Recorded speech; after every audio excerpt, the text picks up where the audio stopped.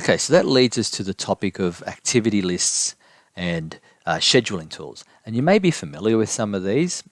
Some of these you'll go, yep, I've worked with heaps of those, and others you'll go, haven't seen that too often before. So the first one I want to just share with you is your basic activity list, where you'll have a range of activities that that may or may not link to your work breakdown structure. So in some cases, the activity number may link to the work breakdown structure if there is one.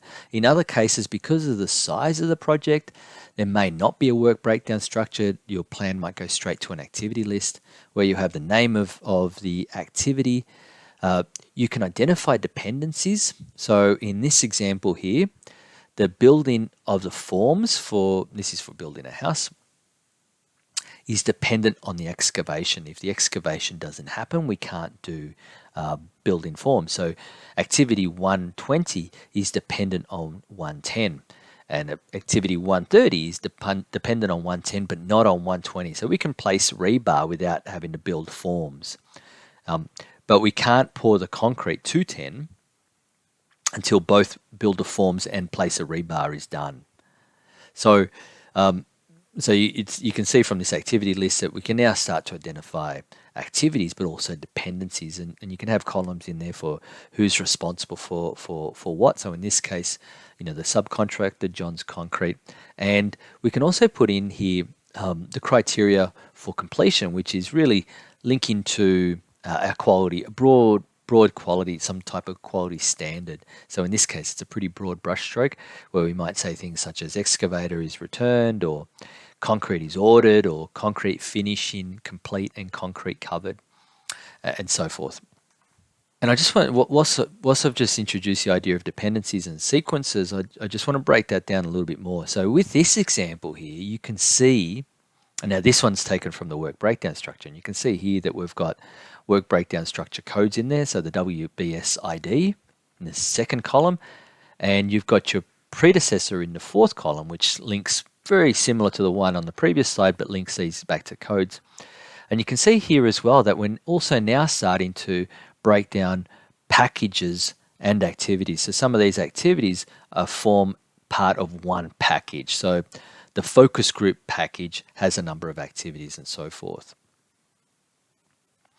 So this is really important because often in a project, we're reliant on one activity to be completed before we can start the next one. Or in some cases, maybe not completed, but we need one activity to be started before we can start the next one, and so forth. So you have all these relationships between activities, and often depending on time constraints and so forth, especially when you're trying to be as efficient as possible with timing, some of the buffers that you have between activities and tasks can be really quite minimal. So the identification of sequences and dependencies is really important as part of that.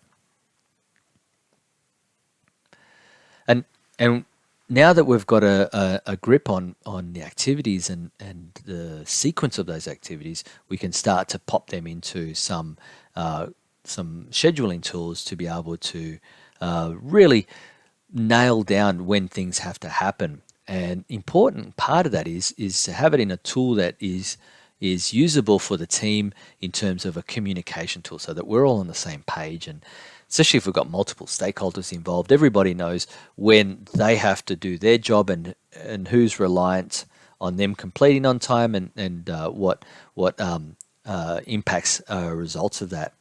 For smaller projects, you can use things like calendars to schedule, or you can use flowcharts or action plans or some of those activity lists that I showed earlier for smaller projects.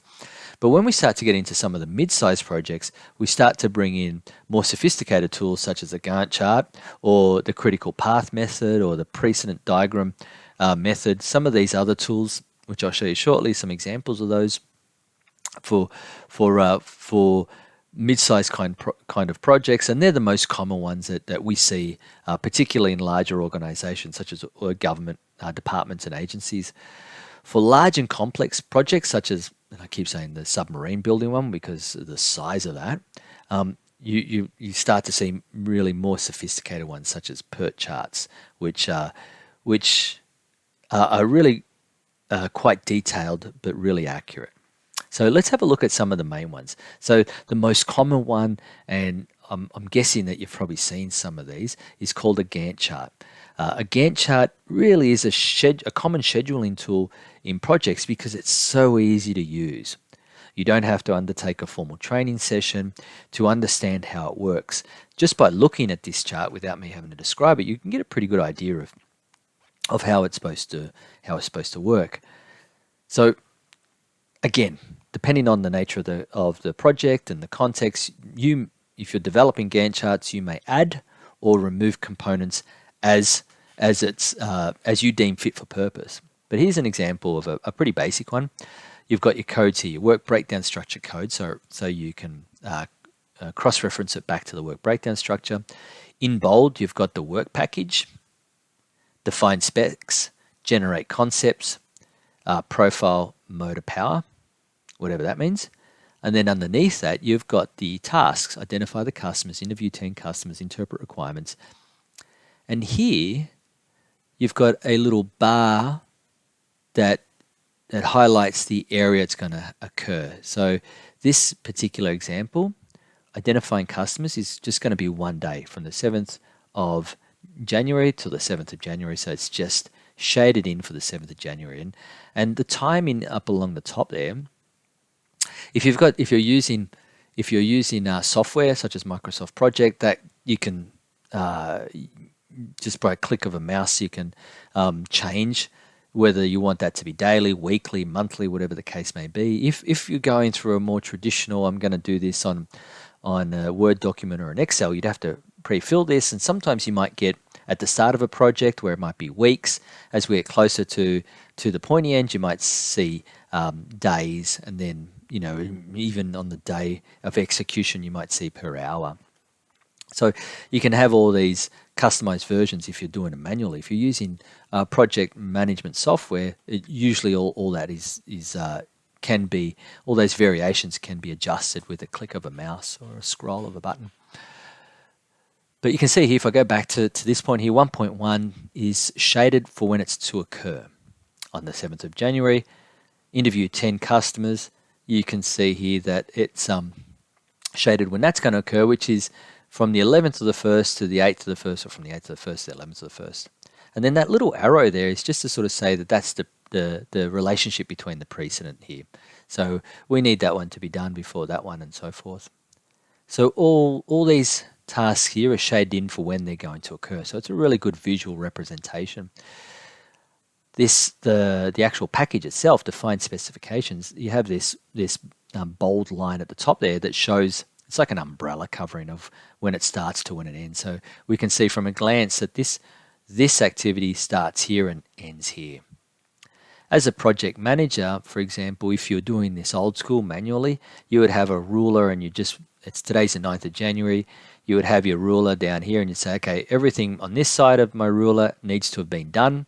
Everything on this side of my ruler is about to occur, so I'm checking on that and talking to people about how we're going and so forth. And then you can see down here, there's another variation of it here where we're just changing some of these columns. We've got ID, task name, but then you can have predecessors in there, so you can actually see that a little bit better represented than this way with the arrows.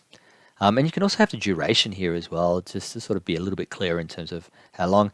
And I've seen variations as well that are being used where you may even have accountabilities within there. So you might have a name or initials of the person who's actually accountable for that task as well. So you can adjust these, add to them, or reduce them down as fit for purpose.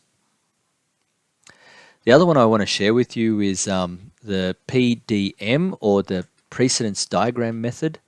And this is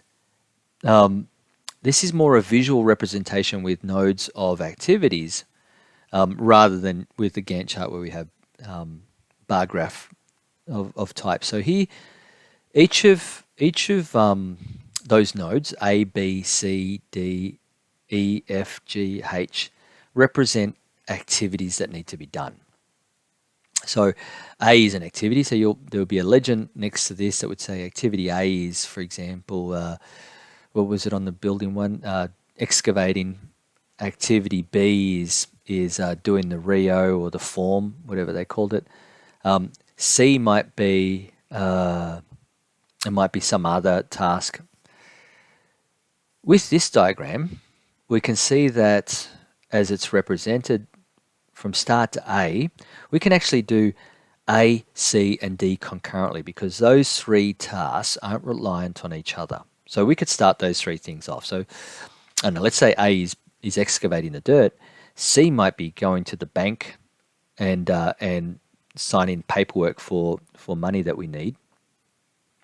And D might be it might be some landscaping or something else that's not even associated with the actual building that we're creating.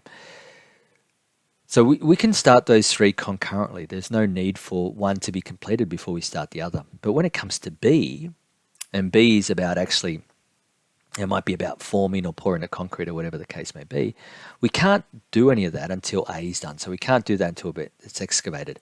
And we may be doing the excavation ourselves, so we don't necessarily need the money. But when it comes to activity B, which is about pouring the concrete, we may need to outsource that, so we need the money. So we can't do that until we do C and sign the paperwork and get the money from the bank.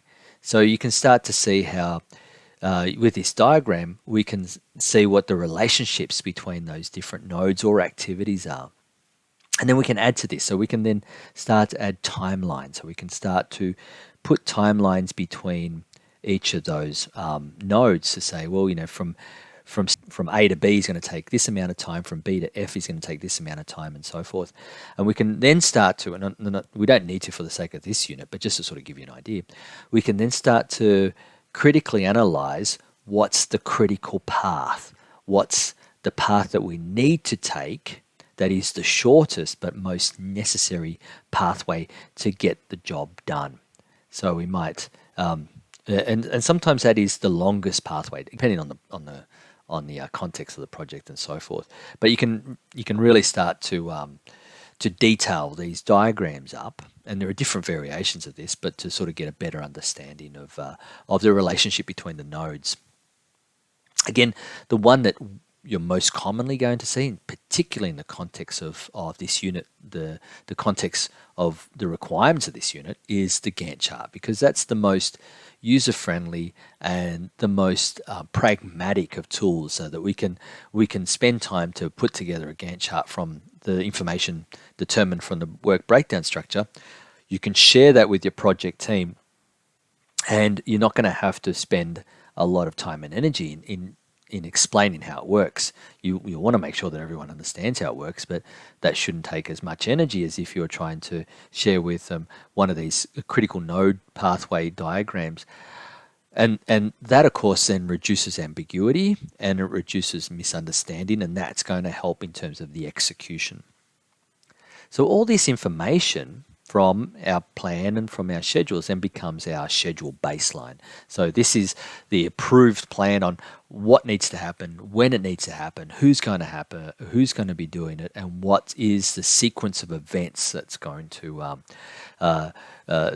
roll through that. And then you, as a project manager, that's the plan that you're approving. That's the plan that you're putting out there, and that's the plan that you're sharing with your key stakeholders, and then that becomes the baseline. So we measure everything against that. So as the project when we start to execute the project, the actual activities that we've planned for and the tasks, we're continually coming back and measuring against that. That was the idea I talked about earlier, about you've got your Gantt chart, you've got your marker, and you say, okay, this is where we should be now. Have we done these things? Okay, all right. Is there what's the delay? What's the fix for that? Where are we going to be with it tomorrow? And then you're looking forward. Okay, we've got these things happening over the next few days. Are we ready for that? Is there any issues and so forth? That becomes your baseline by which you're always measuring back against and identifying whether we're on track or not.